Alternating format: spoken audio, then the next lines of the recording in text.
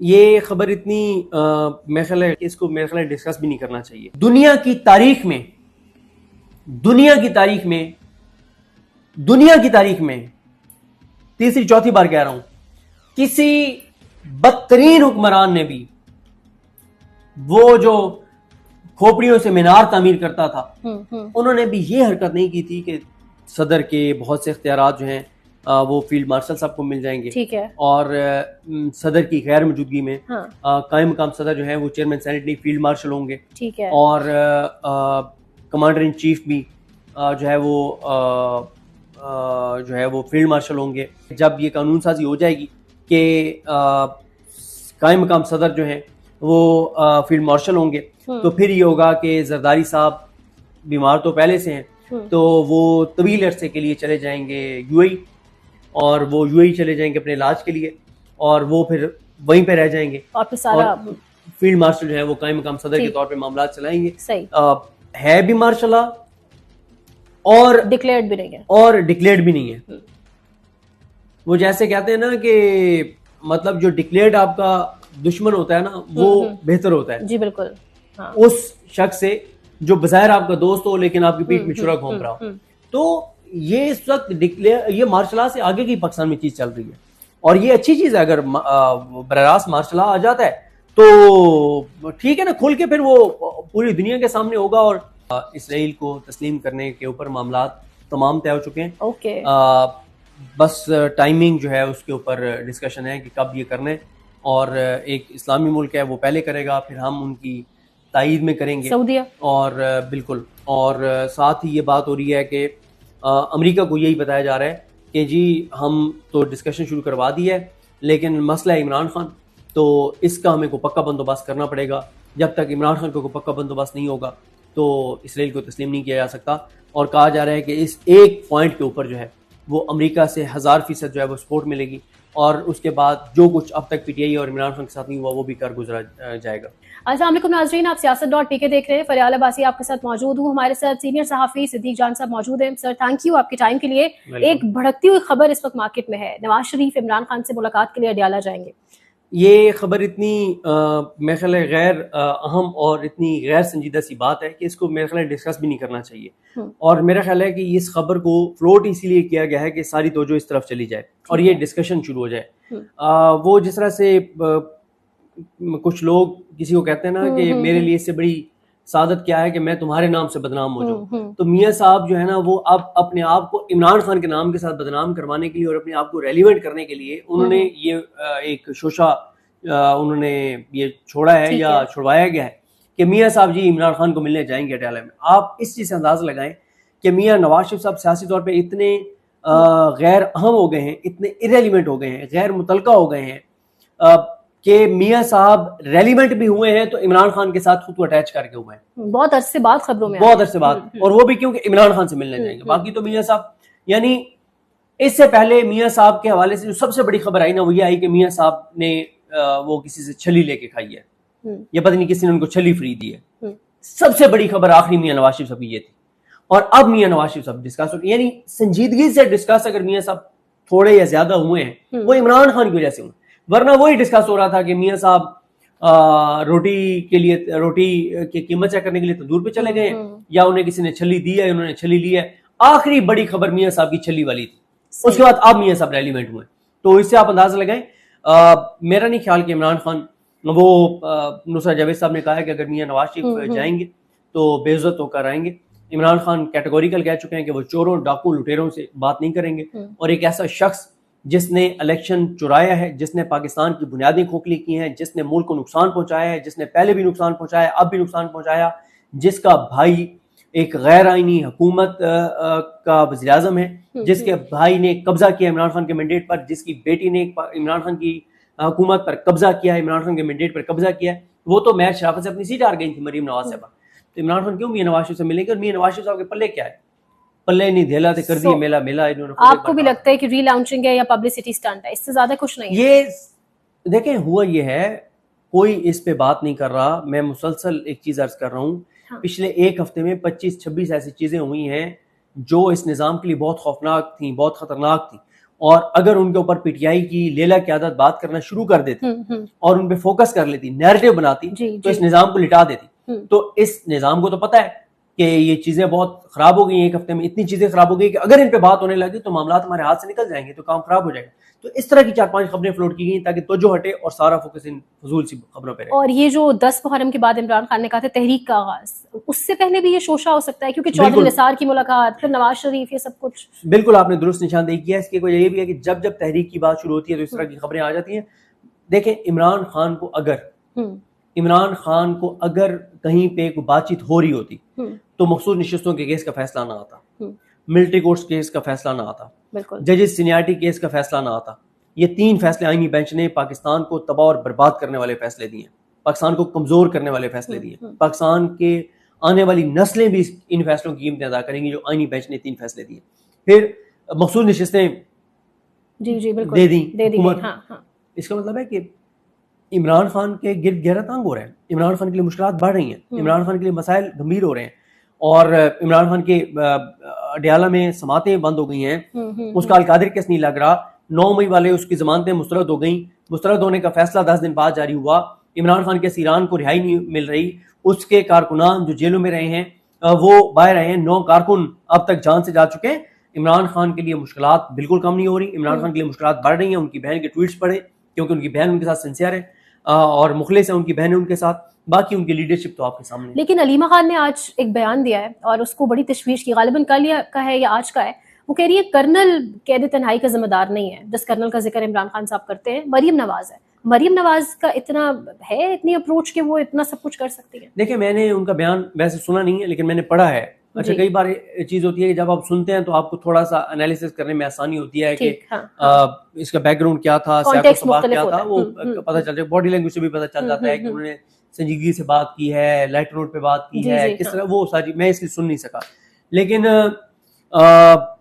एक चीज तो है ना, देखें, हम कहते हैं एस्टेब्लिशमेंट ये कर रही है, एस्टेब्लिशमेंट वो कर रही है, एस्टेब्लिशमेंट खुद कर रही होती है, एस्टेब्लिशमेंट किसी के जरिए करवा रही होती है ना। मेरा हमेशा से एक केस रहा है कि जिन लोगों के जरिए एस्टेब्लिशमेंट ये काम करवा रही है, पहले नाम उनका लें, पहले आप मरियम नवाज का नाम लें, क्योंकि अडियाला उसके कंट्रोल में। अब लोग कहते हैं नहीं, उनका नाम लो। और भाई, उनका हम नाम लेंगे ना, वो तो पाकिस्तान के बच्चे को पता है कि एस्टेब्लिशमेंट इस हुकूमत को लाई है, एस्टेब्लिशमेंट ने रिजल्ट चेंज करवाए, एस्टेब्लिशमेंट ने इमरान खान का रास्ता रोका, एस्टेब्लिशमेंट ने अदलिया के साथ ये सारा कुछ किया, वो बातें ठीक है। लेकिन मसला ये है कि जब हम लफ्ज कहते हैं एस्टेब्लिशमेंट, या हम उनकी कुछ शख्सियात का नाम लेते हैं, वो शख्सियात तो साल बाद नहीं होंगी, 2 साल बाद नहीं होंगी, 3 साल बाद नहीं होंगी। इनका शरीफों का नाम लेना बहुत जरूरी है। इनका नाम इसलिए लेना बहुत जरूरी है कि इन्होंने आगे फिर 2 नस्लों को तैयार किया हुआ है पाकिस्तान पर मुसल्लत करने के लिए, पाकिस्तान पर कब्जा अपना कायम रखने के लिए। इनका नाम लेना जरूरी है, जरदारी का नाम लेना जरूरी है, बिलावल का नाम लेना जरूरी है, आसफा का नाम लेना जरूरी है, बख्तावर का नाम लेना जरूरी है, हमजा शहबाज का नाम लेना जरूरी है, शहबाज शरीफ का नाम लेना जरूरी है, मरियम नवाज का नाम लेना जरूरी है, ताकि कौम को असल पता चले कि करवा तो एस्टेब्लिशमेंट रही है, लेकिन कौन से वो घटिया सियासी किरदार है, मकरूह सियासी किरदार है जो एस्टेब्लिशमेंट के हाथ में इस्तेमाल हो रहे हैं, ताकि लोग इनकी आने वाली नस्लों को भी अकाउंटेबल करें, इनकी आने वाली नस्लें भी इस चीज की सियासी कीमत अदा करें। जजेस का नाम लेना चाहिए। आपको मैं एक बताऊं, एक जज है, उनके 2 सगे भाई, मुझे बाहर से पता चला है, एक ओवरसीज पाकिस्तानी से, वो उस इलाके से, एक जज साहब के 2 सगे भाई, वो अपने घर से निकल के रास्ते में जो मस्जिद तक जाते हैं, इनकी जो दुकानें हैं, या वो जो उनके ऑफिसेज हैं या बिजनेसेस हैं, उसके इर्द गिर्द जो लोग हैं, वो हर बंदे को बताते फिर रहे हैं कि हमारा अपने भाई से कोई ताल्लुक नहीं है, हमारी उससे बोलचाल ही नहीं है, और वो तो फलाना है, वो तो फलां है, वो तो बड़ी उसके बारे में बातें। आप अंदाजा लगाएं कि जजेस के सगे भाई जो है वो खुद को डिस्टेंस कर रहे हैं उनसे, कह रहे हैं कि हमारा उससे कोई बोलचाल नहीं है, हमारा उससे कोई ताल्लुक नहीं है। शाहराए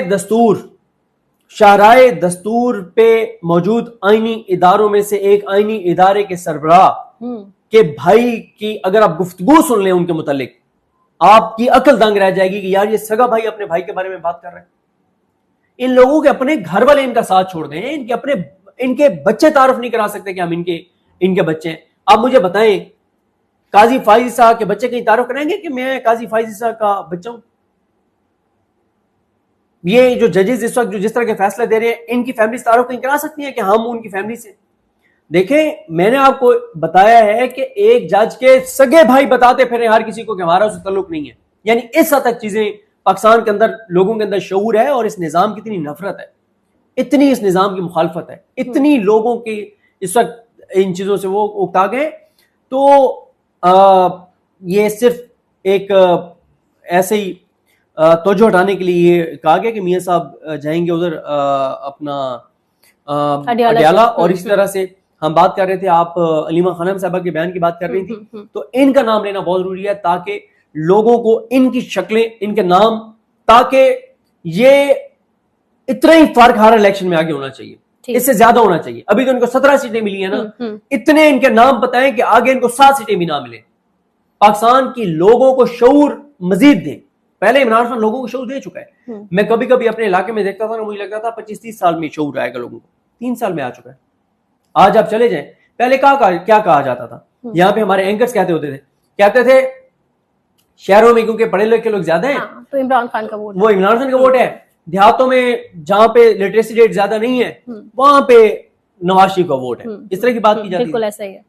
अब मैं आपको बताऊं, इमरान खान शायद अगले इलेक्शन में, शायद शहरों में से तो कहीं 19-20 हो सकता है, हार सकता है शहरों में। इमरान खान देहातों से नहीं हार सकता। इमरान खान अगले जो इलेक्शन है वो जब भी हो, वो इस साल होता है, अगले साल होता है, उससे अगले साल होता है, जब भी हो, इमरान खान देहातों से नहीं हारता। इस वक्त आपको मैं एक चीज बताऊं, आप किसी देहात में चली जाएं, आप किसी गांव में चली जाएं, मेरा आपको चैलेंज है, बावजूद इसके कि आप वहां बुजुर्गों से बात करेंगी ना, तो वो इस चीज का हया करेंगे कि आप बेटी हैं उनकी, और वो एहतराम करेंगे। लेकिन वो शायद वो वाला लबो लहजा और अल्फाज उनके ना हो जो ये मोइन साहब बैठे या बग्गा साहब या सोराब साहब चले जाएं, तो इनके सामने जो वो अल्फाज अदा करेंगे वो आपके सामने अदा नहीं करेंगे, लेकिन फिर भी वो ऐसी सख्त गुफ्तगू करेंगे, गाली नहीं होगी उसमें, ऐसी सख्त गुफ्तगू करेंगे कि वो आप नहीं चला सकेंगे। भाई इस वक्त लोगों के अंदर, मुझे एक बात तो बताएं, ये जो लोग मायूस हो जाते हैं ना, मायूसी पीटीआई के कारकुनान की, अवाम पाकिस्तान की पीटीआई की लीडरशिप से बिल्कुल दुरुस्त है। जो ये लेला क़यादत है उनसे दुरुस्त है उनकी मायूसी। जो ये घटिया किरदार अदा कर रहे हैं, इन पे सही एतराजात हैं। जितने कंप्रोमाइज और बुज़दिल हैं, बिल्कुल ठीक है इनके बारे में लोगों के सेंटीमेंट्स। लेकिन पीटीआई के सोशल मीडिया की वजह से अवाम पाकिस्तान के अंदर जो शऊर आ गया, ये उम्मीद है। मैं कई वीडियोस में हवाला दे चुका हूं। मुजफ्फरगढ़ हम गए, वहां से हम कच्चे के इलाके में गए, ये जो दरिया सिंध का वो एरिया है जिसके परली साइड पे वो कुछ एरियाज में कच्चे के डाकू भी हैं, जी। वहां पे बिजली नहीं है, सोलर के जरिए कुछ जगहों पे बिजली है। वहां पे इंटरनेट के सिग्नल हर जगह नहीं आते, एक मखसूस जगह जहां पे इंटरनेट के और मोबाइल के सिग्नल आते हैं, वहां पे भी लोगों को इतना शऊर है कि वो लोग आप जाएं तो आपको बताएंगे जस्टिस याहिया खान ये कर रहा है, अमीनुद्दीन फलाना है, ये आमिर फारूक ये कर रहा है, अली बाकर नजफी ये कर रहा है, हाशिम काकड़ ये कर रहा है, वो फलानी जो खातून जज है मुसरत अली वो ये कर रही है, इसको तो जज होने नहीं चाहिए था, ये क्या, मतलब लोग आपको उस कच्चे के इलाके में लोग बताएंगे और आपकी अकल दंग रह जाएगी। तो शऊर, ये जो लोगों के अंदर इस वक्त शऊर है ना, ये वो उम्मीद है। और उम्मीद क्या है कि हर आने वाले दिन के साथ लोगों की इस निजाम से नफरत बढ़ रही है, लोगों का शऊर बढ़ रहा है, इस हुकूमत से नफरत बढ़ रही है, बगावत कर रहे हैं लोग। उसकी वजह क्या है, मैं वो बात भूल गया था, मैं उसको दोबारा अब यहाँ पे ऐड करता हूं। ये जो लोग समझते हैं ना, निजाम बड़ा मजबूत हो गया, बड़ा कंट्रोल कर लिया। हाँ बिल्कुल कंट्रोल कर लिया। क्यों कंट्रोल कर लिया? सारे चीफ जस्टिस अपनी मर्जी के लगा दिए, बिल्कुल ठीक है। जस्टिस याहिया खान अपनी मर्जी का लगा दिया, जस्टिस उमैदुद्दीन खान अपनी मर्जी का लगा दिया, अदलिया को फतह कर लिया, बिल्कुल ठीक है, बिल्कुल ठीक है, ये मैं मानता हूं। लेकिन बात यह है कि 4 बड़े सेक्टर्स या शोबे जिनसे लोग मुंसलिक हैं, ज़राअत 50-60% लोग जो ज़राअत से वाबस्ता है, इस वक्त किसान खुदकुशियों पर मौजूद है, तबाह और बर्बाद कर दिया किसान को। आज किसान ये जाने के काबिल नहीं है, ये अब पुलिस की सिक्योरिटी में भी आप किसानों के सामने नहीं जा सकते, ठीक है। फिर उसके बाद आप आ जाए जो टेक्सटाइल और जो हमारी मिलें हैं, सनतें हैं, वो इनसे नफरत करते हैं क्योंकि लाखों लोग बेरोजगार हो गए हैं। फिर आप आ जाए कंस्ट्रक्शन, रियल एस्टेट, लाखों लोग बेरोजगार हो गए हैं, वो रुका हुआ है। फिर आप देख लें तनख्वाहदार तबका वो बर्बाद हो गया है, मिडिल क्लास खत्म हो गया है, जो अमीर है वो अमीर से अमीर तर हो गया है, जो गरीब है वो गरीब से गरीब तर, मिडिल क्लास तो ही खत्म गई है। अब तो या अमीर है या गरीब है, या अमीर तर है या गरीब तर है। तो इनसे मुल्क नहीं चल रहा। लेकिन देखें, एक छोटी सी मैं आपको बात बताऊं, मैंने कल इस पे ट्वीट भी किया, परसों पीटीआई के एक फॉर्म 45 के एमपी है लतासिफ सत्ती साहब, ठीक है, उन्होंने मरी से जो फॉर्म 45 के एमपी है, उन्होंने ट्विटर के ऊपर 11 ट्वीट्स में 11 या 12 ट्वीट्स में बताया कि इमरान खान को निकाले जाने के बाद किस हद तक पाकिस्तान में दहशतगर्दी बढ़ गई है, कितना नुकसान हो रहा है, पाकिस्तान के अंदर कितने हमले हो रहे हैं। वजह क्या है कि इन लोगों को फोकस नहीं है दहशतगर्दी के ऊपर, अमन अमान के ऊपर कोई फोकस नहीं है। इनका फोकस करप्शन, लूटमार, जात, मफाद, इक्तदार, अमीनुद्दीन खान को नवाजने पर, उसकी एज रिटायरमेंट बढ़ाने पर, आमिर फारूक को सुप्रीम कोर्ट ले जाने पर, मोहम्मद अली मजहर को नवाजने पर, हसन अजहर रिजवी को नवाजने पर, मुसर्रत हिलाली को नवाजने पर, और अली बाकी नजफी को नवाजने पर, आलिया नीलम को नवाजने पर, इधर डोगर को नवाजने पर, जजेस ट्रांसफर करने पर, जो आजाद जजेस है इस्लामाबाद कोर्ट के और दीगर अदालतों के, उनको सबक सिखाने पर। इनका सारा फोकस इन चीजों पर है, अपनी तनख्वाहें बढ़वाने पर है, पीटीआई को तोड़ने पर है, इमरान खान को अजियत और तकलीफ देने पर है। तो इनका कोई फोकस पाकिस्तान के लोगों और पाकिस्तान के मफाद पर नहीं है। आपने शुरू में इशारा किया, आपने कहा कि कुछ ऐसी खतरनाक चीजें हुई हैं इस निजाम के लिए जो बहुत खतरा है, वो कौन सी चीजें हैं, अगर आप बता सके। देखिए, इस निजाम के लिए ना, जहां तक हम बात कर सकते हैं, हम बलूचिस्तान के अंदर ग्राउंड रियलिटीज इस वक्त जो है उस पर बात नहीं कर सकते, ठीक है। फिर हमें कहा जाता है कि हम पता नहीं एंटी स्टेट बात कर रहे हैं, ठीक है। केपीके के अंदर इस वक्त जो सूरत हाल ग्राउंड के ऊपर बहुत सारी चीजें, आप उनके ऊपर बात नहीं कर सकते। मैंने तो आपके सामने एक मोटी सी बात की है कि पाकिस्तान के लोगों ने 8 फरवरी को इमरान खान को 2 तिहाई दी थी, आज 3/4 है। हर आने वाले दिन के साथ इस निजाम की नफरत बढ़ रही है, लोगों के अंदर बगावत बढ़ रही है, लोगों के अंदर गुस्सा बढ़ रहा है, लोगों की इस निजाम से दूरी बढ़ रही है। ये वो उम्मीद है, ग्राउंड तैयार है। अगर पीटीआई की क़यादत, लेला क़यादत ना होती तो इतने इश्यूज मिले थे। 9 कारकुन आपके जान से चले गए, इस पर हमारे थे, बिल्कुल, हाँ। 9 कारकुन आपके जान से चले गए, आपने उनके लिए कोई पिटीशन नहीं की सुप्रीम कोर्ट में, आपने उनके लिए कोई हाई कोर्ट में पिटीशन नहीं की, आपने उस जज को जाके नहीं कहा, जज मंजर अली गिल को, जिसने जबरदस्ती उसको हॉस्पिटल से बुलाया था तखार जट। आज खदीजा शाह ने नई रिवलेशन की है, वो तो कह रही है कि एक ही ब्लेड के जरिए उन सब के जो है वो शेव वगैरह की जाती थी, बिल्कुल इंस्ट्रूमेंट एक ही इस्तेमाल, और खाने के हवाले से भी कुछ तशवीशनाक ऐसे ही है। वो सनम जावेद बता रही है कि सारे शदीद बीमार मरीजों को भी उन्हीं बंदों के दरमियान रखा जाता है। सारी चीजें मैं आपको ये बता रहा हूँ ना। मुझे एक बात बताएं, एवरेज आईक्यू लेवल के बंदे को भी पता है कि 9 कारकुन इमरान खान के नाम पे जान से चले गए जी। उसके बाद प्रोसेस क्या है कि पहला 2 प्रोसेस तो ये है कि आपको सुप्रीम कोर्ट में पिटीशन दायर करनी है, आपको हाई कोर्ट में पिटीशन दायर करनी है, आपको जस्टिस आलिया नीलम की अदालत में जाना है, उन्हें कहना है कि पिटीशन दायर किया, इसे फौरन समाअत के लिए मुकर्रर करो, हमारे 9 कारकुन जान से चले गए और अभी भी आपके लगाए हुए जजेस ये कर रहे हैं, हाँ। आपका लगाए हुए मंजर अली गिल ये कर रहे हैं। इधर जस्टिस याहिया खान के पास जाना चाहिए था, पिटीशन करनी चाहिए थी, आईनी बेंच के पास जाना चाहिए था। इन 3 जगहों पे पीटीआई जाती ना। लेकिन मसला क्या है, जनाजे पे भी नहीं गए। जो मसला क्या है, वो जो 9 कारकुन जान से गए हैं ना, वो इनके घर के फर्द नहीं थे, वो इनके बच्चे नहीं थे, वो इनके भांजे भतीजे नहीं थे, वो इनका अपना खून नहीं था, इसलिए इनको मसला नहीं है। लेला क़यादत, बुज़दिल, कंप्रोमाइज, ठीक है।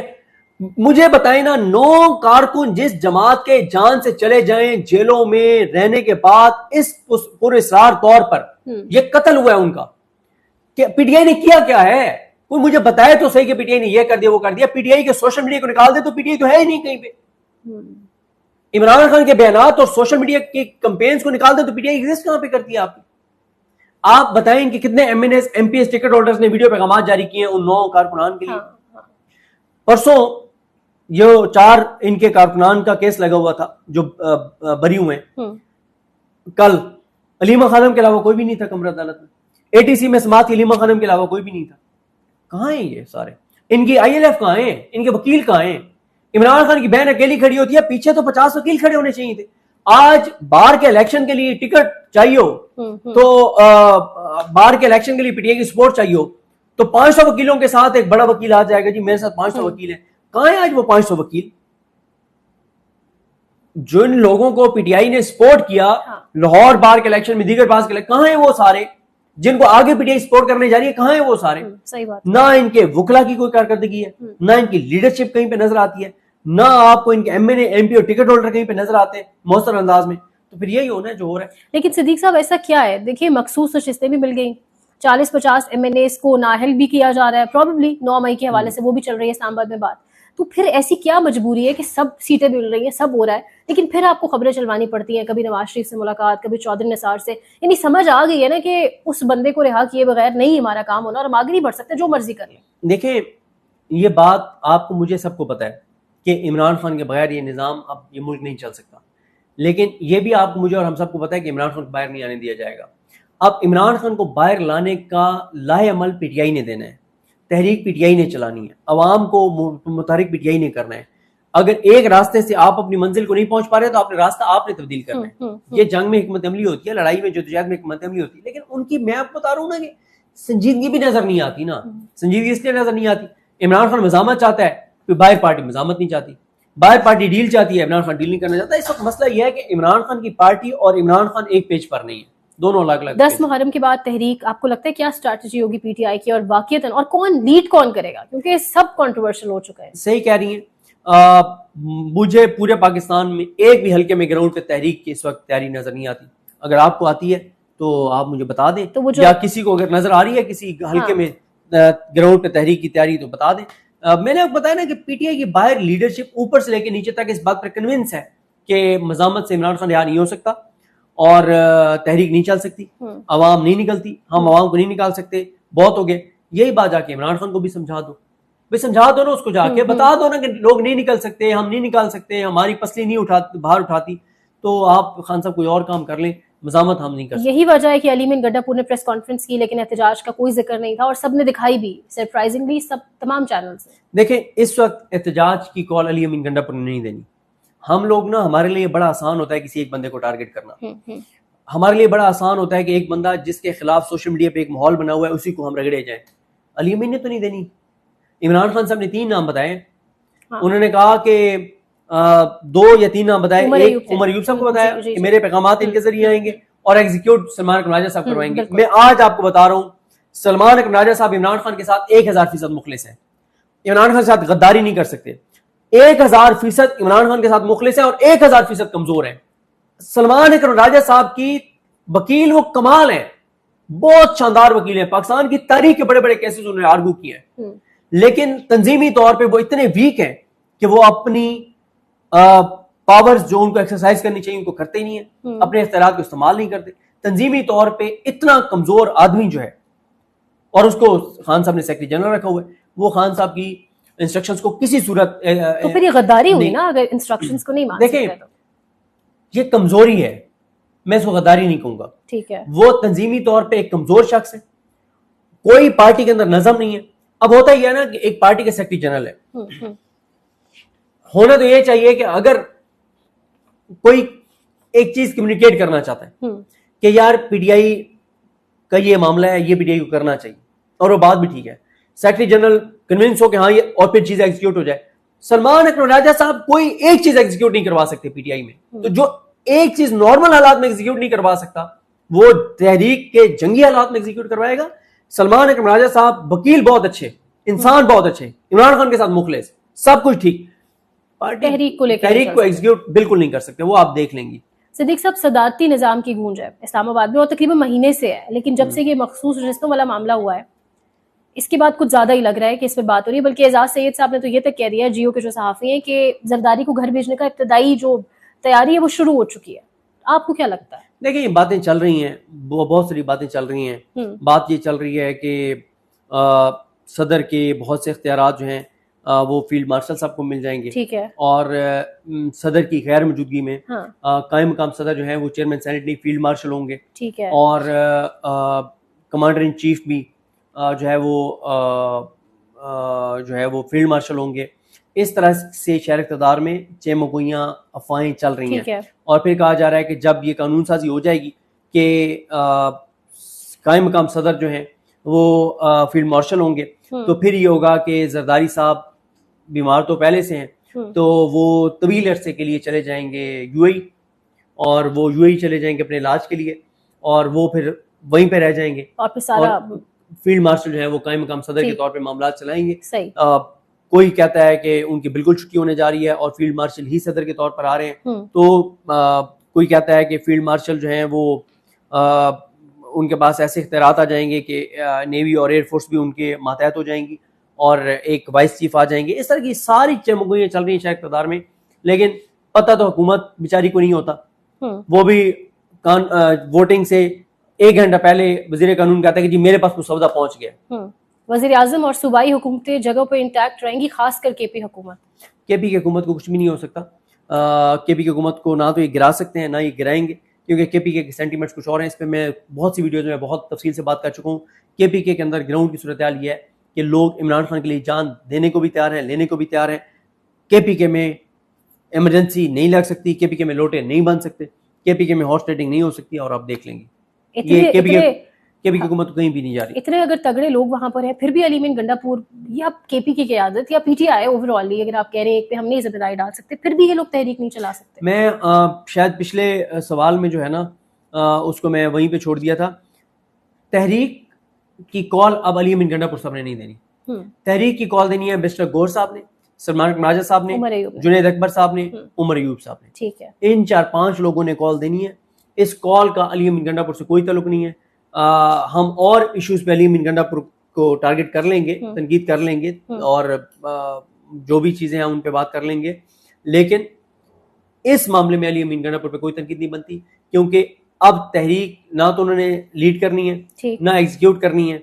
उन्होंने सिर्फ उस पे अमल दरामद करना है और उस हुक्म की तामील करनी है, और वो हुक्म देना है इन लोगों ने जो नाम बता चुके। अच्छा, फवाद चौधरी भी कह रहे हैं कि निज़ाम को लपेटा जा सकता है और ये मंजरनामे पर ये तमाम सियासी जमातें नहीं होंगी, तो फिर ऐसा क्यों? आपको तो लगता है वजीर आजम भी यही रहेंगे, सिर्फ ऊपर से सदारत और इख्तियारात बढ़ेंगे, तो फिर ऐसा क्या होने जा रहा है? जो मेरे देखिए मार्शल लॉ ही हो सकता है ना।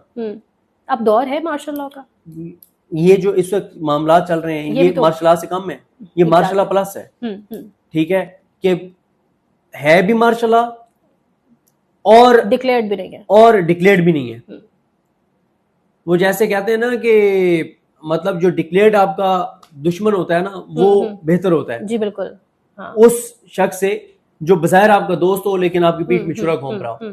तो ये इस वक्त डिक्लेयर, ये मार्शल लॉ से आगे की पाकिस्तान में चीज चल रही है, और ये अच्छी चीज है। अगर बरारास्त मार्शल लॉ आ जाता है तो ठीक है ना, खुल के फिर वो पूरी दुनिया के सामने होगा। और अगर वो जैसे है कि मियाँ बीवी राजी तो क्या करेगा काजी, अगर ट्रंप है राजी तो फिर 25 करोड़ आवाम क्या बेचती है। हम तो सिर्फ ट्रंप देखें, हम देखेंगे ट्रंप की तरफ। अगर ट्रंप राजी है ना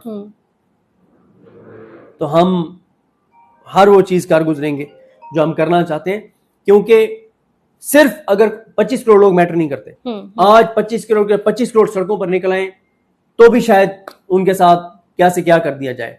लेकिन ट्रंप साहब की आंख का एक इशारा जो है ना वो उस पे हुक्मतुल्ली नहीं हो सकती। उसी आंख के इशारे पे ये अब्राहम अकॉर्ड्स का जिक्र बार बार हमारे टीवी चैनल्स पे हो रहा है, जो हमने कभी नहीं सुना पहले। और ख्वाजा आसिफ वजीर दिफा की पोजीशन पे बड़ी तगड़ी सीट है उनके पास, वो अपनी वजारत पे बैठ कर कह रहे हैं कि हम सोच सकते हैं इस बारे में। देखें, शहर इक़्तिदार में बात ये हो रही है कि इसराइल को तस्लीम करने के ऊपर मामला तमाम तय हो चुके हैं। ओके।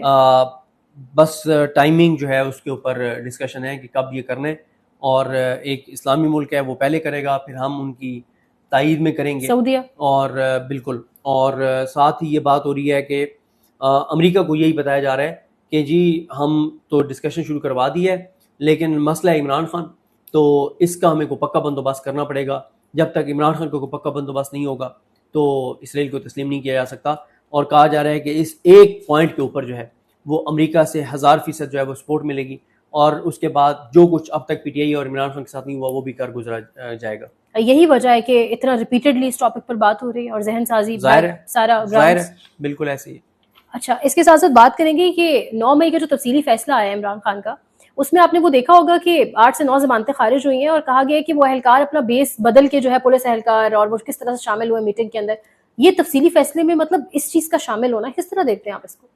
क्या बदालती फैसलों पे क्या बात करनी है। मुस्तफैन काज़मी साहब ने कहा, उन्होंने कहा कि अब ये जजेस भी वैसे सरकारी मुलाजिम हैं जैसे वापडा और सीडीए के मुलाजिम हैं। उन्होंने कहा ये फैसले नहीं करते, इनको एक चिट्ठी आती है, कासिद लेके आता है और वो ये फैसला सुना देते हैं। ऐसे भोंडे फैसले आ रहे हैं कि अगर ये सुप्रीम कोर्ट में लग गया ना किसी आज़ाद जज की अदालत में, तो आप आइएगा उस दिन कोर्ट रूम में ज़रा इस फैसले का हशर नशर देखिएगा। लेकिन जस्टिस याहिया खान इस बात को इंश्योर करेंगे कि किसी आज़ाद जज की अदालत में ये केस ना लगे, क्योंकि उन्हें भी पता है कि आज़ाद जज की अदालत में लगा तो इस फैसले के साथ क्या होगा। तो इस वक्त जस्टिस याहिया खान हर वो चीज़ कर रहे हैं जो इस निज़ाम को बचाने के लिए और इस हुकूमत को बचाने के लिए। मंसूर अली शाह साहब ने कोई लेटेस्ट खत भी लिखा है, आपको बेहतर आइडिया होगा, बिल्कुल, मिनट्स ऑफ मीटिंग के बिल्कुल हवाले उन्होंने से लिखा है। उन्होंने कहा है कि जब से जस्टिस याहिया खान आए हाँ, तो शफाफियत खत्म हो गई है, हर चीज बंद कमरे में हो रही है, हर चीज खुफिया अंदाज से हो रही है, आवाम से छुपाई जा रही है, गलत चीजें की जा रही हैं, अदालतों को बर्बाद किया जा रहा है, अदलिया की आजादी खत्म हो गई है और मिल मिला के खेला जा रहा है। और उन्होंने कहा कि इन चीजों को ओपन किया जाए, आवाम के सामने चीजें होनी चाहिए, किस तरह के जज लग रहे हैं और किस तरह से जज लग रहे हैं। अच्छा, आखिरी एक तो मरियम नवाज के हवाले से जाते जाते एक दो सवाल हैं। ये जगह जगह तस्वीरें जो लगाई जा रही है मरियम की जानिब से, और फिर बजट सेशन के दौरान जब एहतजाज किया जाता है तो उन MPs के खिलाफ रेफरेंस और जिस तरीके से एक्शन लिया जा रहा है। देखें मरियम, बात यह है कि जब आप लाडले होते हैं ना या आप लाडली होती हैं, फिर यही होता है जो मरियम नवाज साहबा कर रही हैं।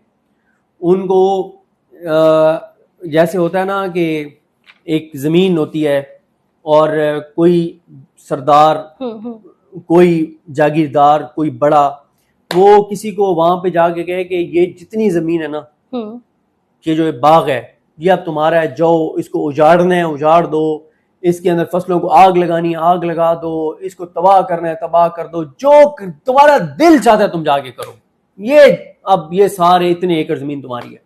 उन्हें कहा गया है कि ये पंजाब के 13 करोड़ लोग, ये पंजाब का रकबा, ये पंजाब की हुकूमत, जाओ मरियम तुम्हारी है, तुम जो कर सकती हो करो, कोई अदालत तुम्हें नहीं पूछेगी, कोई मीडिया तुम्हारे खिलाफ खबर नहीं चलाएगा, कोई अपोजिशन तुम्हारे खिलाफ उस संजीदा, एक अभी संजीदा कोशिश हुई है जिसमें 26 लोग मुअत्तल हुए हैं, जी जी बिल्कुल, MPs, लेकिन इसके अलावा कोई तुम्हारे खिलाफ कोई नैरेटिव अपोजिशन नहीं बनाएगी, कोई संजीदा चीज तुम्हारे खिलाफ नहीं होगी।